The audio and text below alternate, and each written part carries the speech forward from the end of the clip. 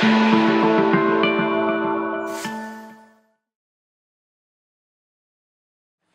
evening, ladies and gentlemen. I would like to officially welcome you to the very first SMUS Talks event.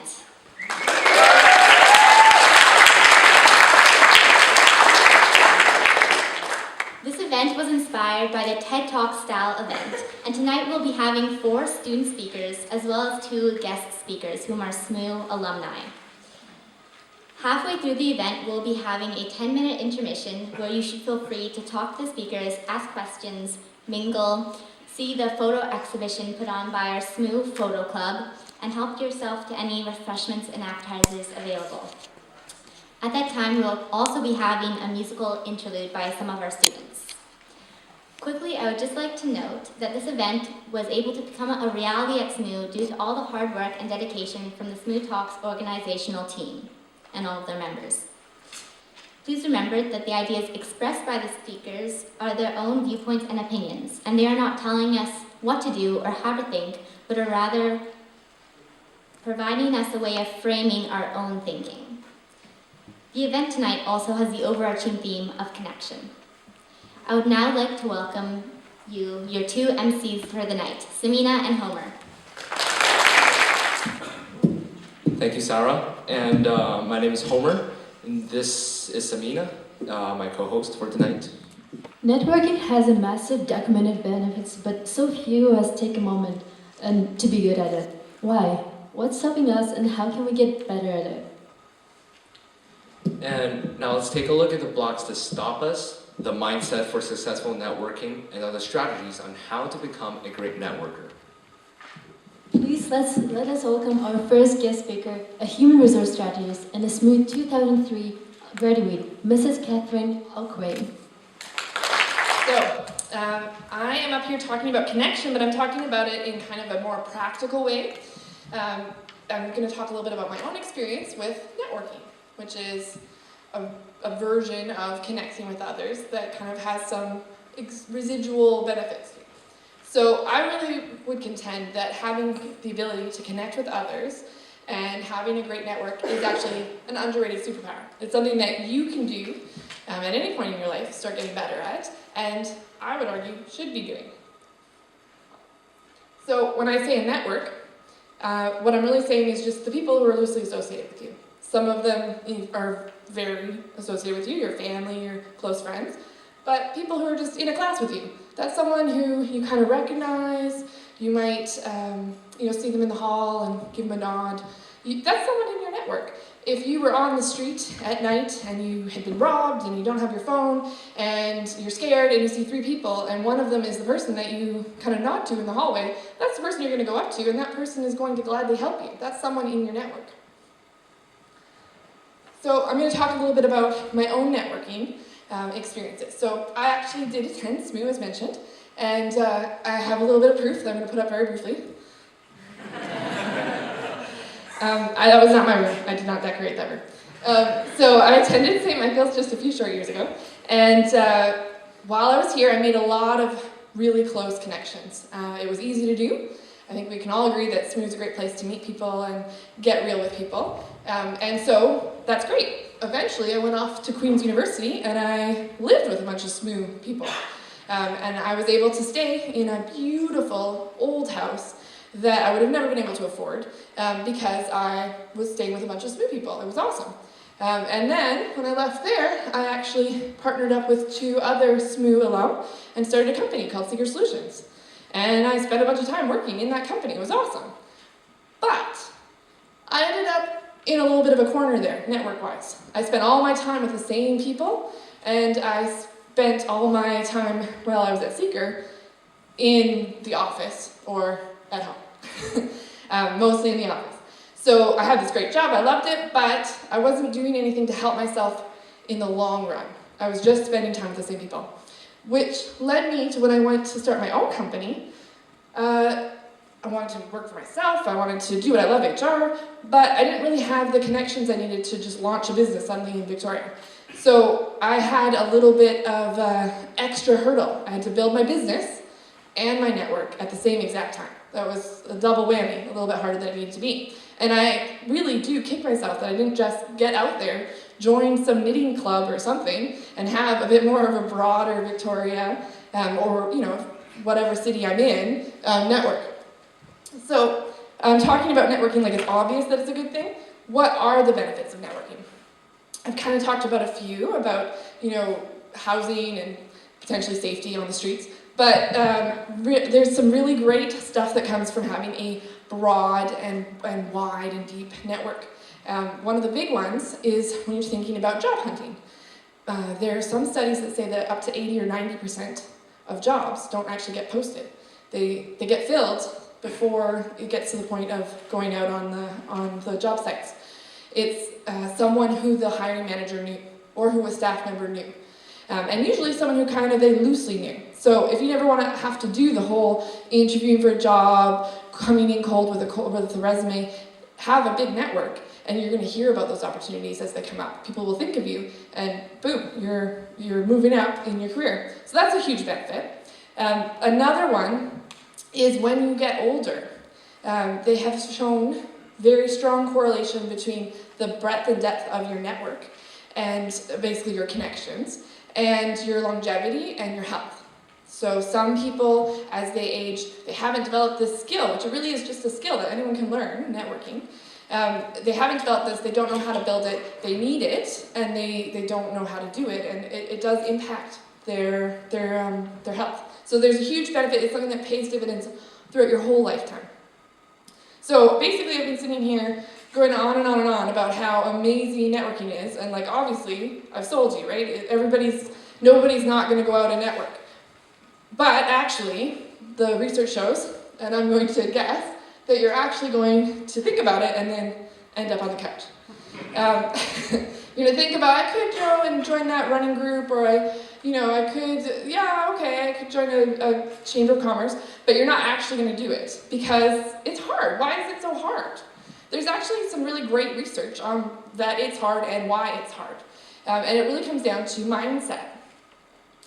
So now that I've got you guys all thinking about networking and imagining you going out and networking, you're actually less likely, significantly less likely, to fill out these words as something random, wish, soup or step, shaker. You're more likely, 2 times more likely, to fill out these words as wash, soap, shower. Networking makes us feel gross. Even thinking about going out to network makes us feel gross. So we feel about networking what we feel about this situation. It's icky, and we want to go get clean, both before, during, and after. So this is something in our head. Networking is not actually a horrifying hygiene nightmare. It's in our head that networking equals gross. So that means we can fix it in our head.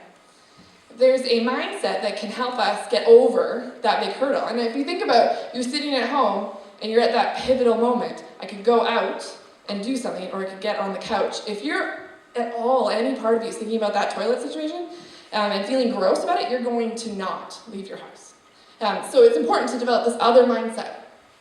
And that is simply, think about, I'm going out to help others. Not I'm going out to get a job, or I'm going out to make connections so I do better in life, or anything like that. Forget about all those benefits I talked about, and focus on helping others. And it doesn't have to be something huge.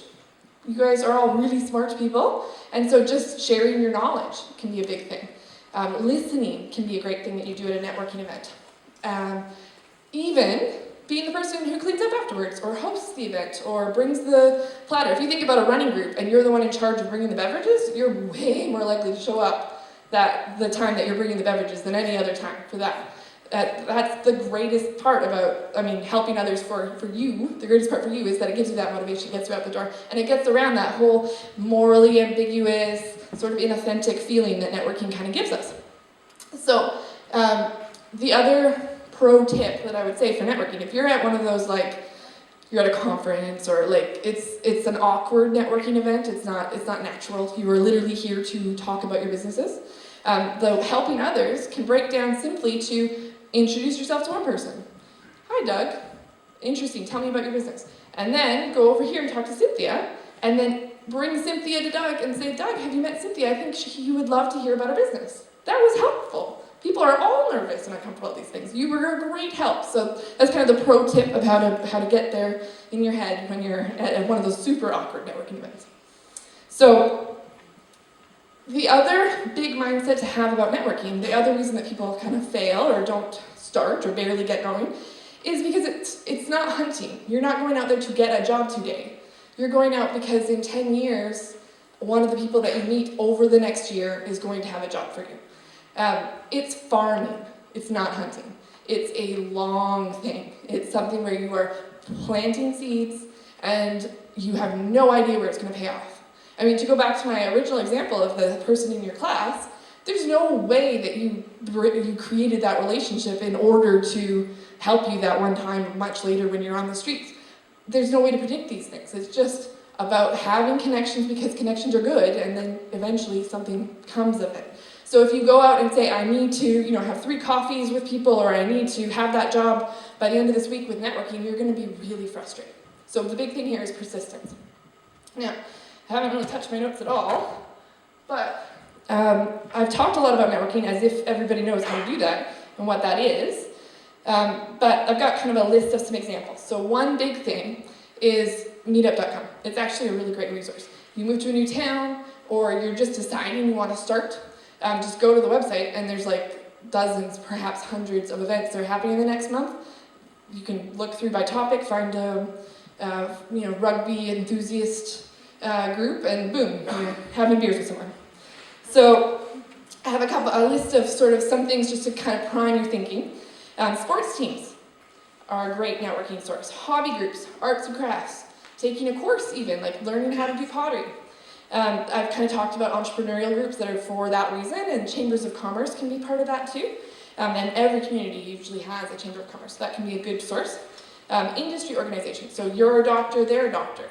Be part of the organization, and you've widened your network hugely.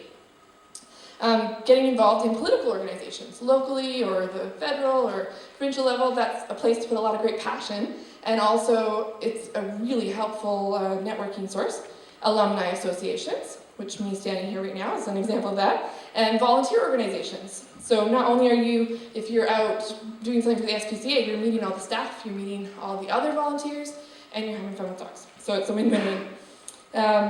So if all else fails, the final thing to do is just start your own group and tell your friends about it, and they'll tell their friends, and suddenly you're networking. So the big takeaway here that I hope that you're really hearing loud and clear is that networking can be your superpower, and should be. And it's something that you should spend a little bit of time doing throughout your whole life all the time, because it pays dividends over your whole life. And if you have the right mindset, if you are thinking about helping others, and you are thinking about that long game, the persistent idea, then you will be up off that couch and out the door. So we would like to ask you a question. What does activism mean to you? Does it cause more harm than good? Well, our next speaker, Jiawen, will be sharing her understanding towards activism versus meddling. And welcome, Jiawen. It is better to light a candle than to curse the darkness. This is Amnesty International's motto. So I'd like to start by asking you all a question. What is the best way to bring about change? I think we've all realized by now that change doesn't just happen by itself most of the time. Something or someone has to start it. And that is why activism is so important. But standing up for something isn't always that easy. There's many different forms of activism, and there's more to it than just having the courage and the support to stand up for something that you believe in. So my journey with activism started when I was in grade 8 and I wrote letters for a Right for Rights campaign. This year, I am head of the Amnesty International Club here at SMU, and I organized my own Right for Rights event. Amnesty International, for those of you who don't know, is an NGO that mobilizes millions of people around the world to fight for human rights and for justice. Right for Rights is an annual letter-writing campaign hosted by Amnesty members. So the Right for Rights event at SMU, I'd say, was pretty successful. Here's a picture of some of the letters that right before I sent them off. The problem is, up until this point, right before I sent off the letters, they did eventually have stamps, by the way, is that I was so focused on hyping people up, getting them to come out and support the cause, convincing them that letter writing does work, that I didn't have the energy to think about much else. Not until my mom read the address of the envelope at the top of the stack. I'll never forget the way that she turned to me and she said, "I never thought you'd become that kind of person." My confidence in the entire initiative was shattered. Her analogy was this: you have two neighbors who live very different lifestyles, but they're otherwise at peace with each other. Do either of these neighbors have the right to barge through the front door of the other and tell them how to run their household? Of course not. The best response I could come up with on the spot was that, no, writing letters was not like barging into a country and telling other people how to run it. It was about upholding international law that protects people's human rights. It was about bringing justice to people whose human rights were denied. But even then, I kind of knew what my mom meant. What exactly is a right, anyway? Different countries and different cultures value different things. And while we do have these universally agreed upon human rights, our interpretation of what these statements mean and their importance can differ. And so sometimes, even with the best of intentions, our intervention simply just isn't welcome. And that's one of the huge problems with activism. Things are a lot more straightforward if you're standing up for your own rights. For example, the First Nations at Standing Rock protesting the pipeline being built on their territory. But what about when we're standing up for someone else's rights? When they are outnumbered and when they're unable to do it themselves? This is where things get a little messy. And then when we throw social media into the mix, it becomes really hard to tell whether or not we're actually helping at all. And so in this way, the line between activism and meddling is very thin, and it's often more of a gradation than a line anyway. Social media, whether we like it or not, is an integral part of activism today. Sometimes it's used exclusively in campaigns to raise awareness or to raise funds, and at other times it is simply used as a tool to communicate and to organize large public events like protests and demonstrations and marches. One of the biggest criticisms of activism, especially with the presence of social media, is that while it brings out the voices of marginalized people and allows them to be heard, it just as easily drowns them with the voices of the people who are trying to help. And this is arguably what's happening with the Black Lives Matter movement in the States, or what is starting to happen, as people believe that the voices of the Black community in the United States is actually starting to be drowned out by the louder voices of people who are just trying to help them. Another huge problem with activism, especially with the presence of social media, is slacktivism, which is when we do stuff on the computer, we click things, we like things, we share things, and we think that we've helped when we might not have. And in the defense of slacktivism, sometimes it does actually work. We have strength in numbers, and knowledge is power. These are all cliches that we've heard a million times before, but it is significantly more difficult for a government to arrest an activist or a whistleblower when millions of people around the world know what's happening. Unfortunately, this is not the case in what happens with Slacktivism most of the time. Most of the time, Slacktivism looks something like this. The hashtag #BringBackOurGirls campaign, which was first used, or the hashtag was first used by a Nigerian lawyer shortly after the Chibok schoolgirls' kidnappings in 2014. The hashtag went viral in North America and Europe, and it even got the attention of high-profile celebrities and politicians. So the people online who were sharing this hashtag patted themselves on the back, said, "Hey, I did something, I helped," and they left it. And so they didn't donate to the organizations who were looking for the girls. And they didn't do research, and they didn't promote the grassroots movements that were happening in Nigeria, who were trying to keep the kidnappings at the top of their government's priority. And that is why the Bring Back Our Girls campaign ultimately failed. What makes activism successful then? Well, a couple days after the whole Rights for Rights fiasco, I was downtown with my sister when my gaze fell upon two people wearing Amnesty International jackets. For me, this was a much-needed reminder that Amnesty International wasn't just me, the club, and an obnoxiously yellow website. It was a whole group of people, a network of people working together for a common cause. And while I thought it was pretty cool to talk to someone from Amnesty face to face, the lady that I was talking to seemed to be even more elated to find out that not only had I heard of Amnesty, but I was a part of it.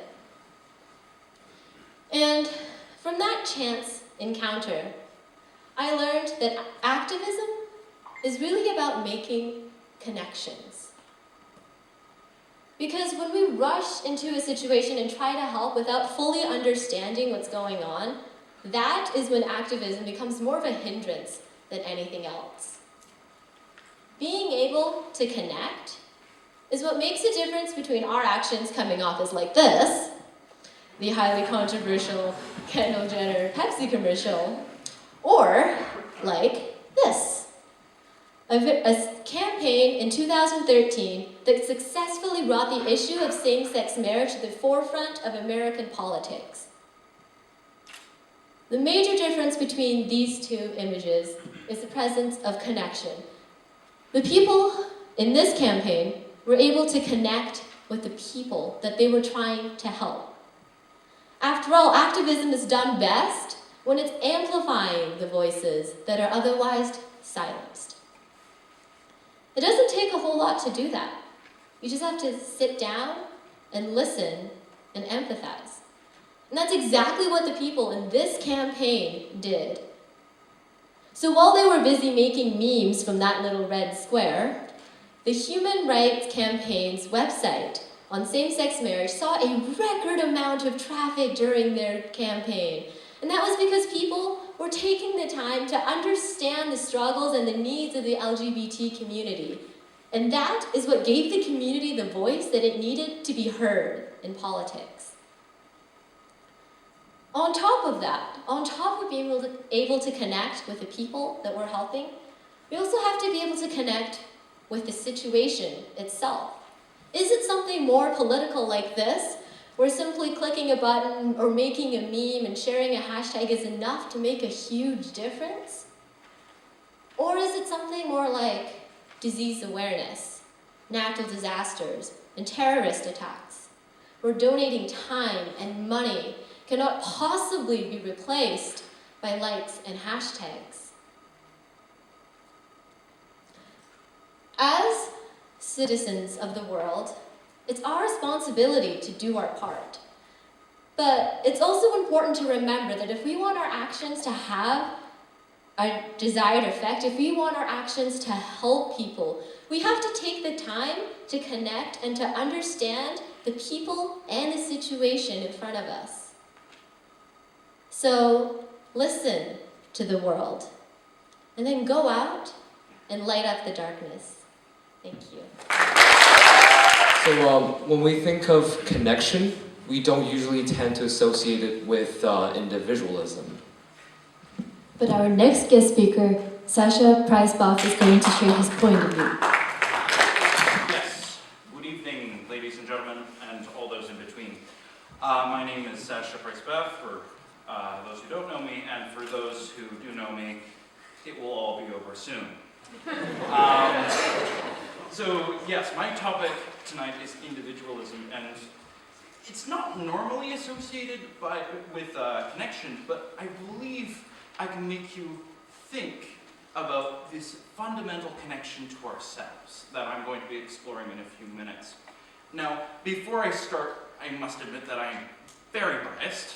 I am both an introvert and someone who's been up for a diagnosis for a veritable cocktail of social-related disorders, so take that as you will. But without further ado, let's go with some definitions. And the first one is, obviously, what is individuality and what is the individual? And for our purposes today we're going to define individuality as the quality of distinction from a separate entity. So, in essentia, what I'm saying is that just by being different, we're going to sum that up. We're going to sum that up as your individuality. And this by proxy relates into the individual, which is the sum of your idiosyncrasies. One other thing I will be exploring is the concept of memes. And for some of the younger persons in the audience, no, I'm not going to be showing you my rarest Pepe or equivocating the devil to a danger noodle, or am I? But that's not the point. The point is, memes actually do have a definition, and that is this.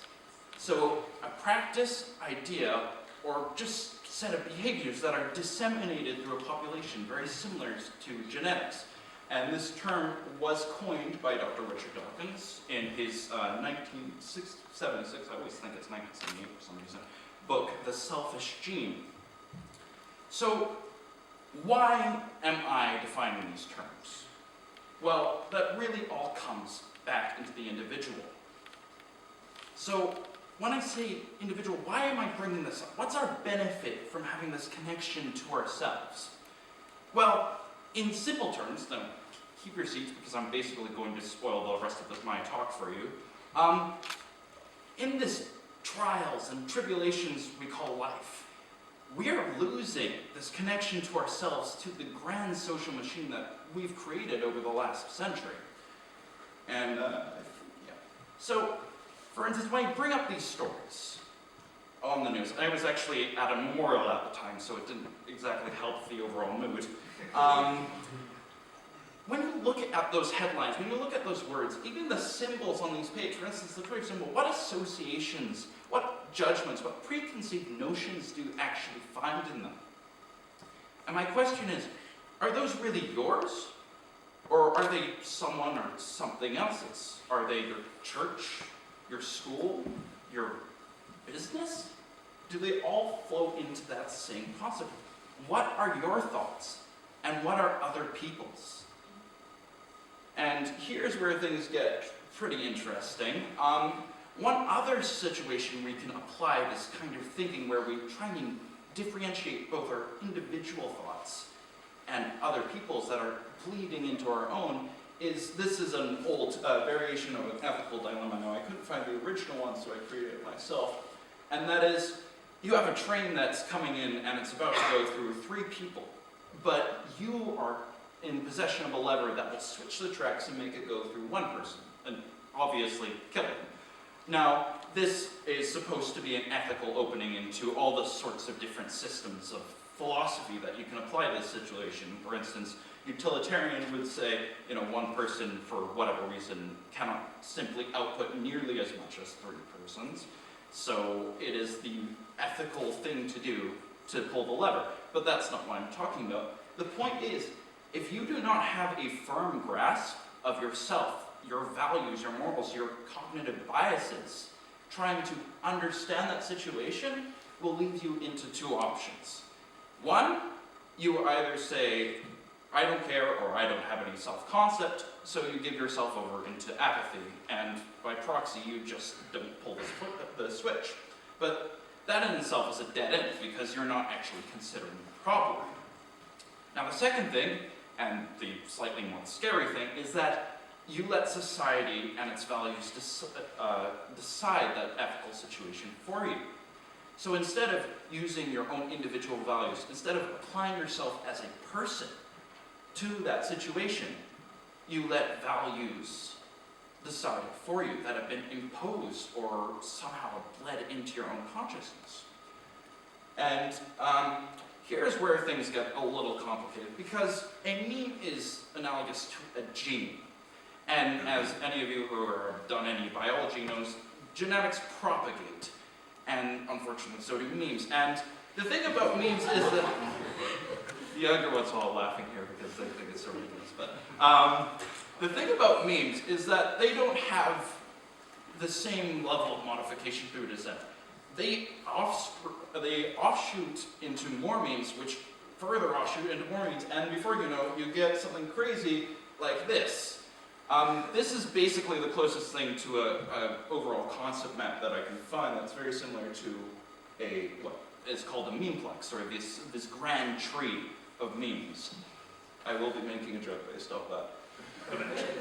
But these are basically a bunch of titles on Wikipedia, which are all grouped together based on similar content and connections through. And here's some more close-ups.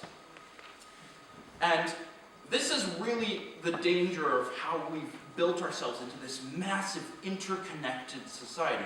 On one hand, we have the advantages of globalization as we are able to communicate everywhere practically instantly on Earth.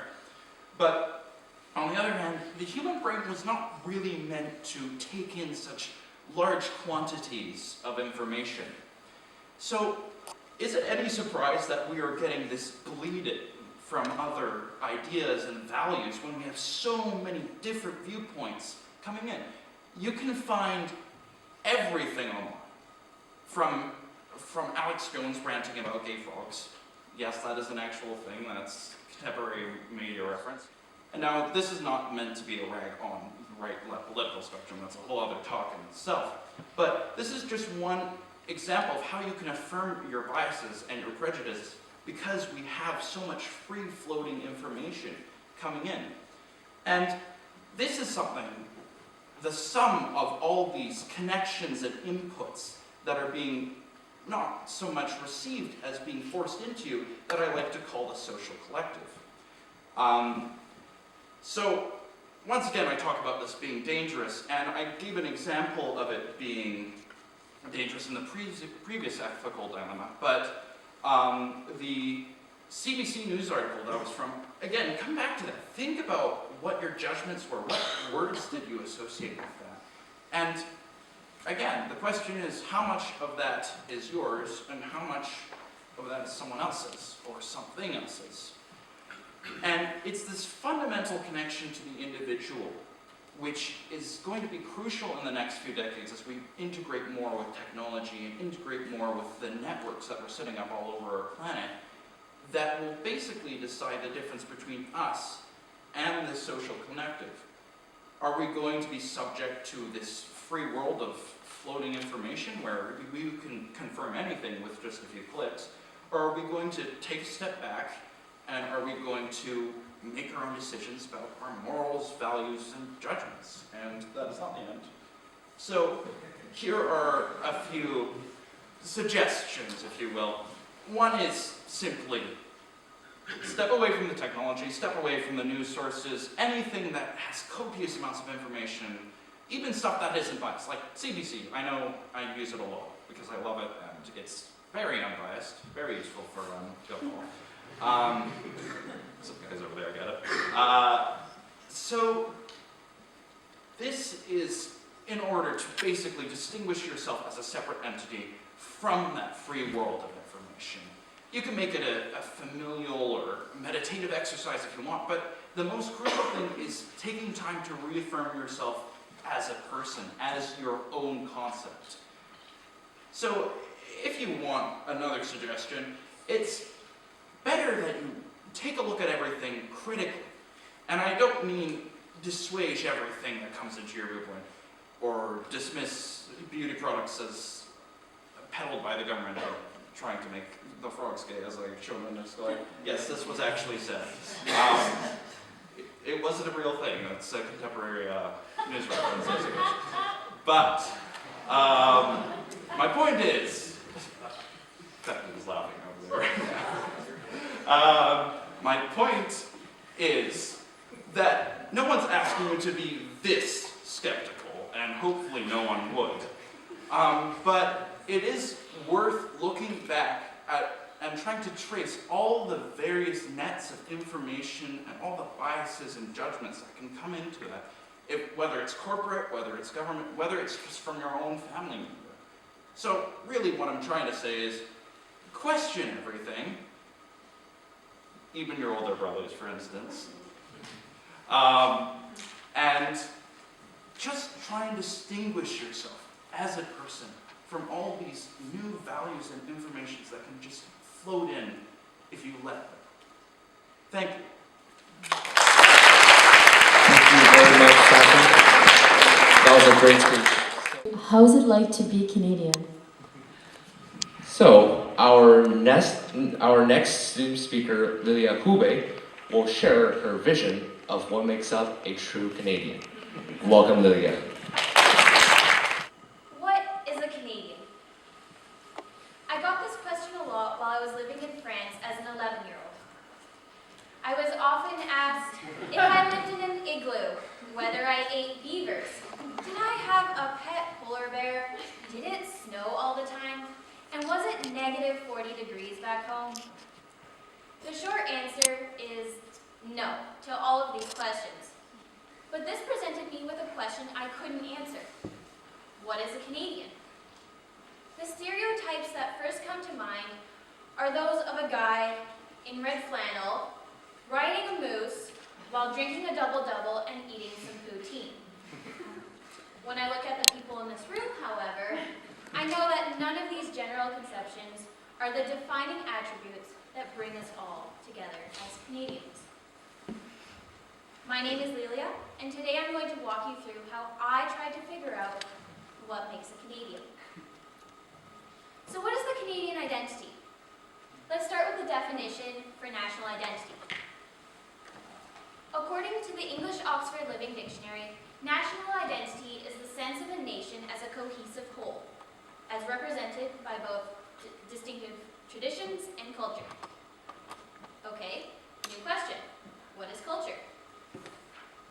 The Merriam-Webster Dictionary says that culture is the integrated pattern of human knowledge, belief, and behavior that depends upon the capacity for learning and transmitting knowledge to succeeding generations.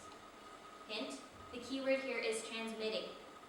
Language is the key to culture, as without language, we cannot pass on our knowledge, nor can we pass on our beliefs. Language is how we convey our ideas to others. Our behavior is centered around our language, and how we speak shapes how others see us and how we see others. For instance, cultures like that of the French are dominantly centered around one single base ethnicity and language. The language one would expect to hear in France is French, and similarly, most countries of the old world of Europe share this commonality. Once upon a time, we would have called these countries nation-states, as the unity of their whole people was centered around one homogeneous population. However, unlike Denmark, Italy, or France, countries which have largely one dominant ethnicity and accompanying language, what is now known as Canada was founded by a multitude of different ethnicities. We have the First Peoples, who originally lived on the continent with their nearly 100 different languages and unique cultures. They were quickly followed by English and French fur traders, who soon opened the floodgates for waves of Europeans. After them, Irish farmers fleeing potato famines and Eastern Europeans seeking to better their lives soon landed on our shores. Next, Chinese gold miners and railway workers sailed across the Pacific, searching for a better home. Even recently, the arrival of refugees from across the four corners of the globe have only added to our long list of cultures. Today, Canada is as multicultural as it can get. Languages are like the glue to a culture. They are the invisible threads that connect everything. The customs, beliefs, and traditions of a single culture are carried through their language. Language reflects everything from the music of a culture to its medicinal knowledge. But language can also act as a major barrier between two different cultures and create points of conflict. It divides people and prevents communication between those that do not share a common language. Canada is one of the most linguistically diverse places in the world. According to Statistics Canada, more than 200 languages were reported in the 2011 census. Of these 200 languages, the first that come to mind are English and French. As the two official languages of Canada, English and French serve as two common languages for our country. Canada is one of only a few countries in the world to be multilingual and the only one to have official bilingualism. This means that in Canadian courts, parliament, and administration, English and French have a special legal status. Here is a map of the percentage of the population in Canada reporting having knowledge of both French and English in the latest available census. The darker the purple, the more concentrated the number of speakers. As you can see, out east the bilingualism is quite apparent. It even gets its own little bubble. Quebec's population is mostly francophone, and so they are highly likely to be bilingual. This spreads east towards the Maritimes until northern New Brunswick, while it spreads west to Ottawa and northeastern Ontario. This is essentially the location of Canada's bilingual belt. However, as we move further west, you can see that with the exception of a couple pockets in places like Manitoba or the Yukon, the population becomes much more English and far less likely to be bilingual. So, clearly not everyone speaks both English and French. There exist other kinds of bilingualism too. Somewhat less than 1/5 of the population is able to speak both of the official languages. Yet, looking at the statistics from the 2011 census, we can determine that 6.8 million people, or about 20.6% of our population, is bilingual in a non-official language as either English or French. If you exclude the languages reported being spoken by less than 100,000 people, in all, 22 immigrant mother tongues were reported. That's 22 languages that are spoken in Canada other than English and French. The most popular languages in urban centres of Canada seem to be those spoken by recent waves of immigrants from abroad. In Montreal, the language most spoken other than English and French is Arabic from the Middle East and North Africa, while in Vancouver, the most recent influx seems to be from South Asian populations speaking Punjabi. So, as you can see, a common language or culture is not what ties all of us together.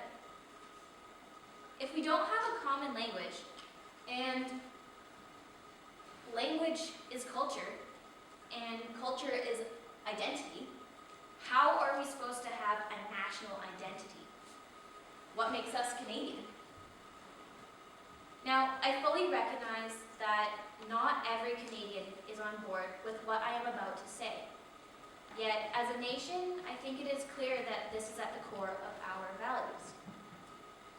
A Canadian is someone who is able to embrace his or her own individual culture and language, yet is also able to respect and learn from those around them. If we look at how we treat each other and how we connect to those around us, we can see that although we are so different in our individuality, we share a common Canadian feeling of appreciation around our multiculturalism.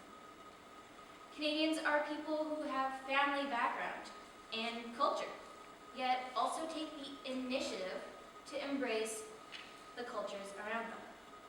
Canadians strive to know those other Canadians and people from around the world who have had different experiences and live different lifestyles.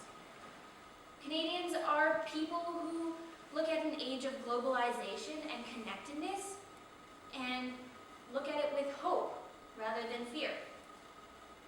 I think that if I could go back to France and speak to every single person who asked me what a Canadian is, I would reply saying that a Canadian is someone who appreciates each other's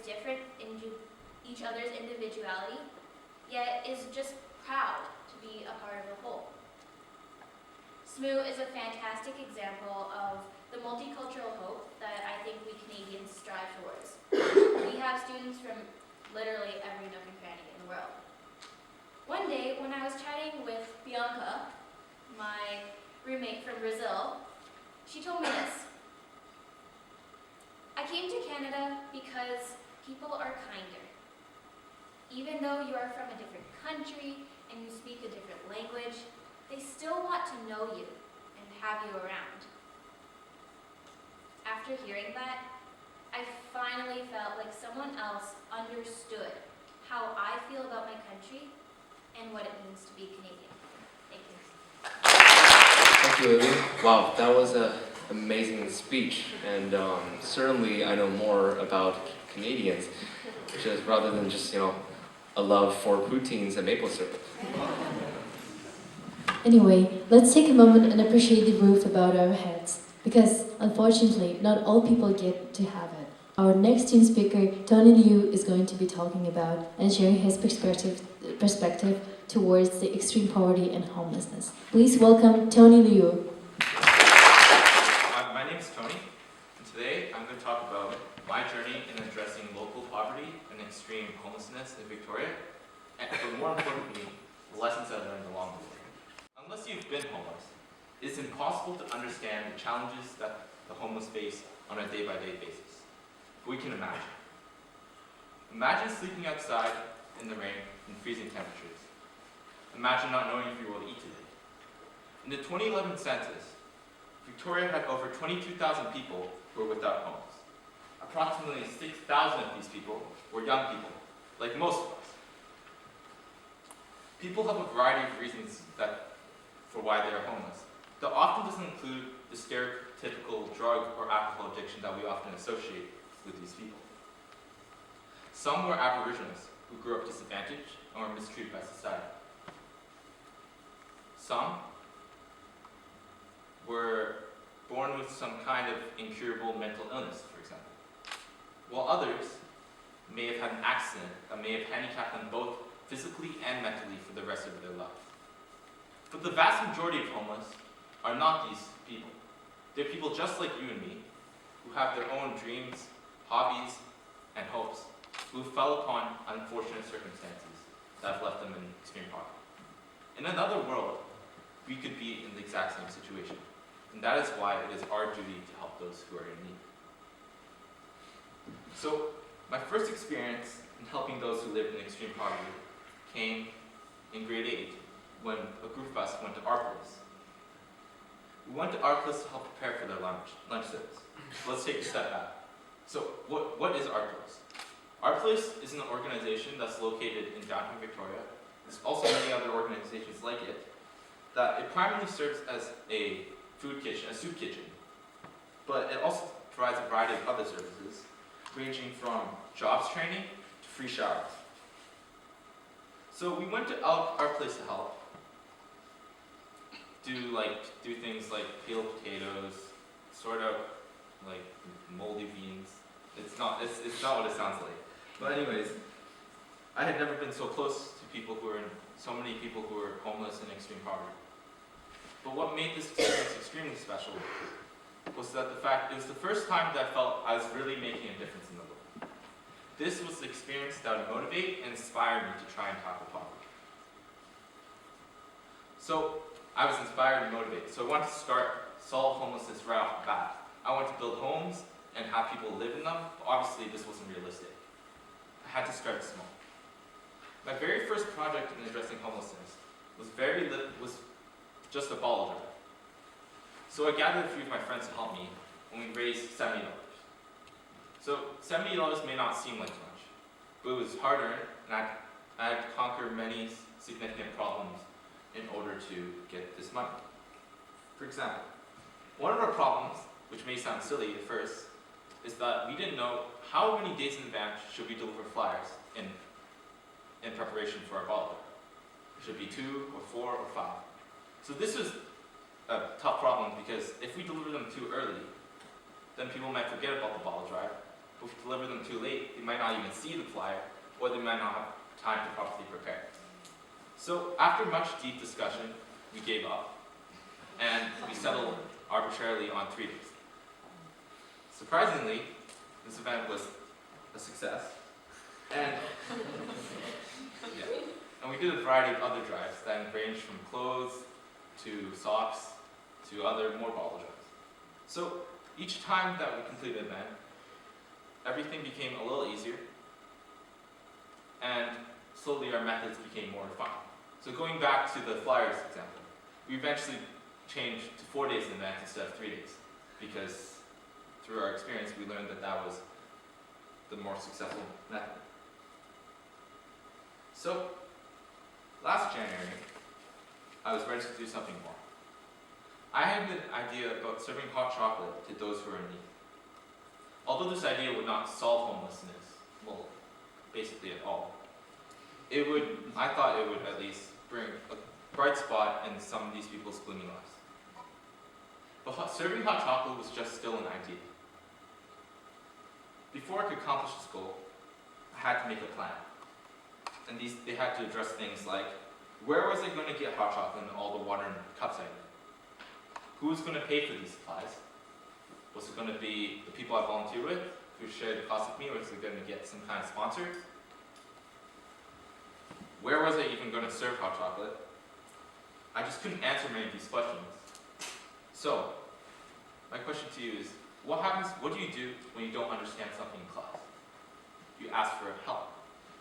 So in my case, although I had no teacher to ask, there are tons of resources at the school that I could ask for, and the organizations that specialize in local poverty, such as Our Place or the Mustard Seed or other organizations in Victoria, are often always willing to help. And even if they are, they will often give you advice or direct you to another organization that can help you. So after asking around, I was able to get a $100 under-the-table sponsorship from SMUS. Thank you, Mrs. Anderson. And Our Place provided me with a place to serve hot chocolate, as well as hot water and 2 giant thermoses to mix the hot chocolate in. The help that I got was critical to the success of this event and the other times that I went to serve hot chocolate. So, what was so special? What was good about serving hot chocolate? Was it only just to maybe give people a treat, or to satisfy some of the sugar addictions that some of these people had? No, it was special because it allowed me to truly connect with some of these homeless people. I got to hear their stories, and I got to hear their opinions, sometimes which were extreme, because they feel like they may have been marginalized by society, and they have all of these conspiracy theories for why, and it was quite interesting. So, after hot chocolate, I started to do something bigger. Something that would actually address the fundamental problem of homelessness. I had a crazy idea that I could maybe build some housing units to have people stay in. But I had no idea how to do this, or if I could realistically accomplish this goal. So again, I asked around. I asked the archives. And eventually I got to meet with the director, Don Evans, and he advised me that I instead raise $4,800, which would be enough money to allow one person to rent for a year. The idea was that in this year, now that they have a place to call home, they can maybe turn their lives around, get a job, and then we move on to the next person. But I was bothered by the fact that this idea had no guaranteed impact. It was totally a big possibility that this person could not make significant progress, and after a year, they would be on the streets again. So this lack of guaranteed impact really hampered my motivation. And after only raising around $500, I stopped on this idea together. But although this project did not succeed, it was not a waste of time. It was a learning experience. I learned that In order for this idea to succeed, I needed to 100% believe it. So this leads me to my current project. It's something I saw in the newspaper, and I read an article about this man, Peter Gold, who was previously homeless, who built a $600 portable, oh shoot. Okay, anyways. This is my current project. Apparently I didn't click the button. So, I saw this article about Peter Gold. He built a $600 micro-housing unit, which is not this, but it's a little bit smaller. But I thought it was absolutely amazing. This is something that's cheap and affordable, could be portable, and it would fundamentally help get people off the streets, out of the freezing weather. So I decided to ask him. And although I didn't think that he would actually want my help, I thought, why not? Because the answer is always no if you don't ask. So right now, surprisingly, he responded to my email, and he was glad for my help on his project, Micro-Housing Project Victoria. And currently we're still trying to get this project off the ground. And as a side note of advertisement, if you have any like workshop, like wood shop stuff, or like material saws or whatever, please let me know. I'd be very appreciative of that. So, in summary, through this ongoing journey that I'm on, I've learned that in order to tackle a problem, you first have to be motivated, inspired to put in the effort to make a real difference. Then, you must brainstorm ideas and choose a few that you 100% believe in. Next, make a plan that addresses these problems, that helps you accomplish this goal, and be ready to conquer any problems that may come along your way, and there will be tons of problems. So, when you're stuck, remember to ask for advice. People are almost willing to help. And if things don't go as planned, remember that there's no such thing as a wasted project. Learn from it and move on. And finally, but not least, do it again. Thank you. Thank you, Tony. And now I'm thrilled to introduce to you our closing keynote of the night, who is also a SMUS 2012 graduate, with her talk about her personal experience with connection in her journey of her recovery. Please welcome Gwendolen O'Connor.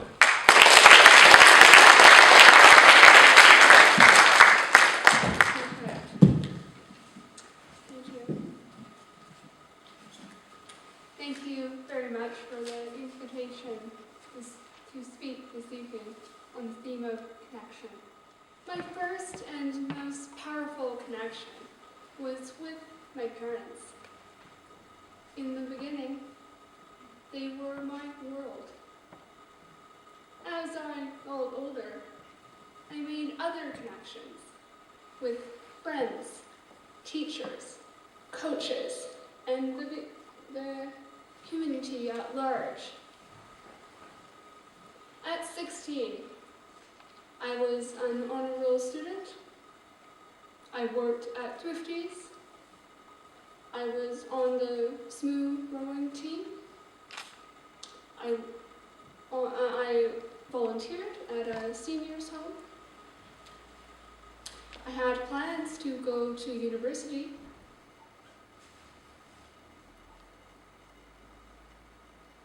In the summer of 2010, life seemed perfect. I passed my lifeguard course. The night after that, I had a stroke. I woke up and I was unable to stand or to move my entire right side. Both my arm and leg were limp and heavy. When I tried to call for help, the words wouldn't come out. I must have made some noise though, because my mother opened the bedroom door. I heard her calling 911. After that, I passed out, and then I was in a coma for 3 weeks. During that time, I had surgery to stop the bleeding in my brain caused by a rupture of abnormal blood vessels from an arterial venous malformation, or an AVM. 2 days later, I had another surgery to remove part of my skull to alleviate the pressure from the swelling of my brain. Both surgeries were to save my life. When I came out of the coma, I was not doing very well.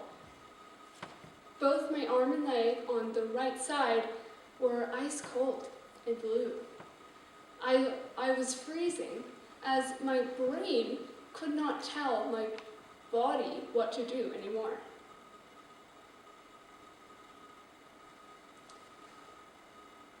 If someone asked me to point to my father, I'd point to my mother instead. I was diagnosed with aphasia and apraxia. Aphasia affects the retrieval of language and speech itself. It also affects the reception or understanding of language. Apraxia affects the physical motor skills required to pronounce words correctly. I couldn't speak, write, read, spell, swallow, or do math. Adding 1 + 2 was a strange concept for me. My mind felt hollow and empty. My brain was so swollen that surgery to replace the loss of bone on my skull with a titanium plate could not be scheduled for many weeks. I needed help for everything. Some nurses were lovely. I did learn to say, with the help of my speech therapist, thank you to them.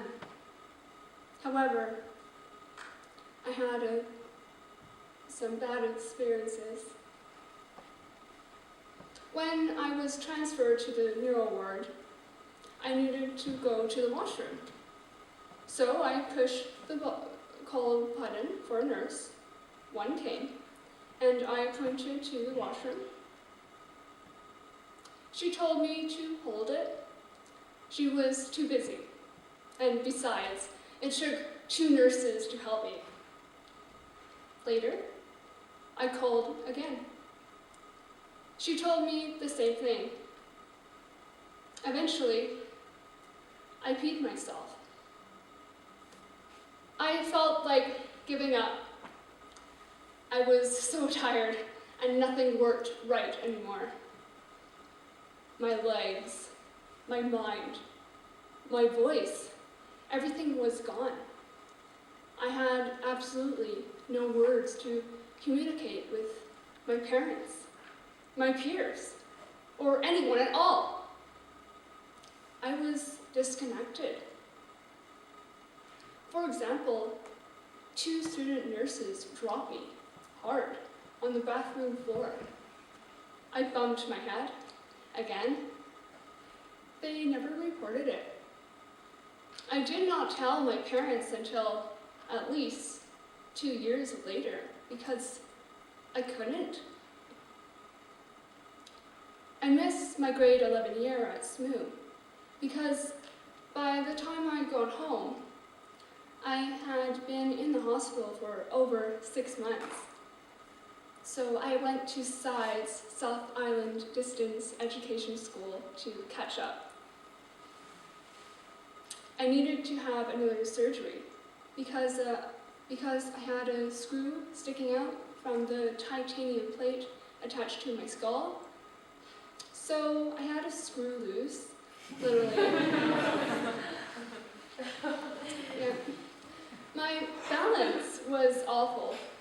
People accidentally bumped me over with a small nudge. I was finally walking again, but I was unable to cross the street without the light turning red.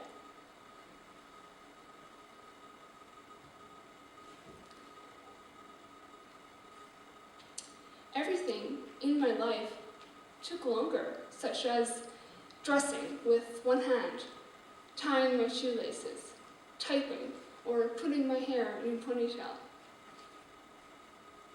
When I entered grade 12 at SMU, I was unable to take on a full course load, as I was still very sick. Reading and writing were improving slowly, but communication was almost impossible. I still had therapists on a daily basis. I had intense headaches and severe fatigue, but I managed to get my driver's license.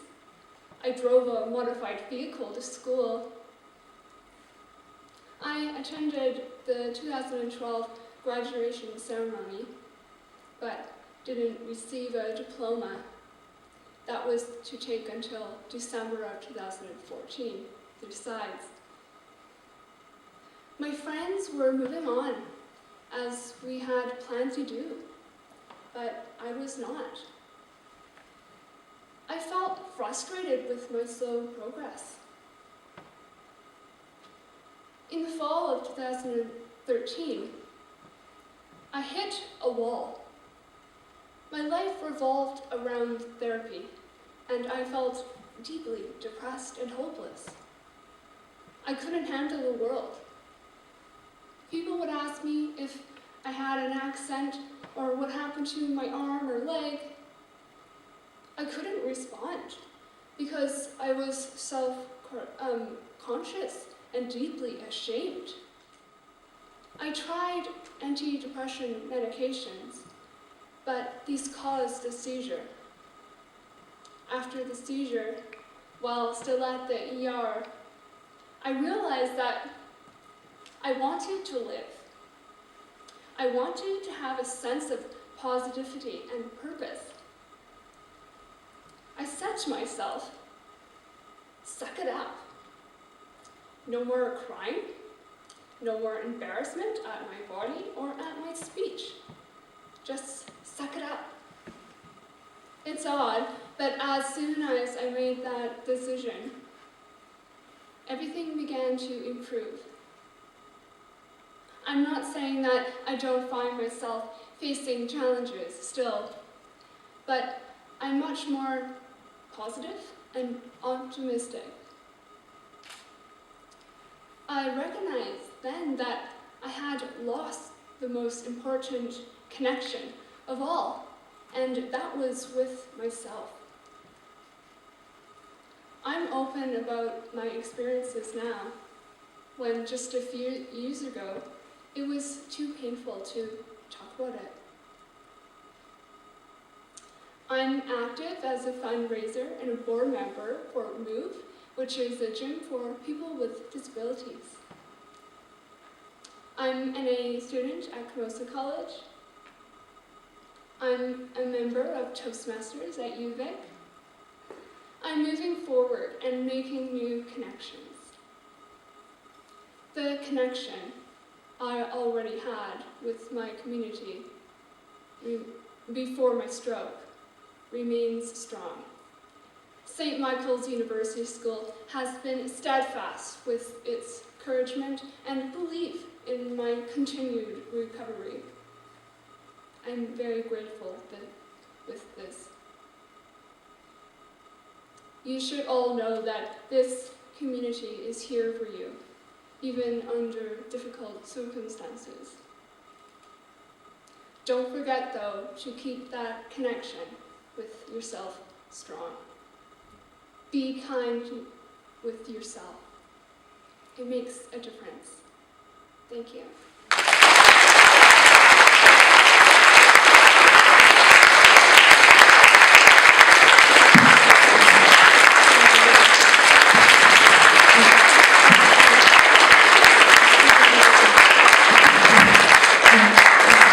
Before you leave the stage, that was an incredible story. Thank you for sharing. This kind of stories make us think about and bring awareness to the things that we take for granted in our lives. So before you leave the stage, we'd like to call Kelvin and to say a few words on behalf of our SMUS Talks organizational committee. We'd like to give this present very conclude on this event. Thank you very much. Thank you. So, as our event comes to the ending, so many thoughts have been shared today. And to close the evening officially, we would like to call Candy and to say a few words before you go. Hello everyone, my name is Candy. I'm one of the organizers for the event. To start off, I would like to say a huge thank you to all of the speakers, the organizers, and most importantly, our teacher sponsor, Ms. Aguedas. And it has been a really great pleasure of mine working with some of the most driven and passionate people I know. On behalf of the organization team of all SMUS Talks, I would like to thank all of you for coming. Without any of you, this event would not have been possible. I hope that you enjoyed the talks as much as I did. There were some really neat stories and ideas being shared. You're all welcome to stick back and talk to speakers more about their experiences if you want, or to ask them any questions you might have. And thank you again, and hopefully see you next year. Thank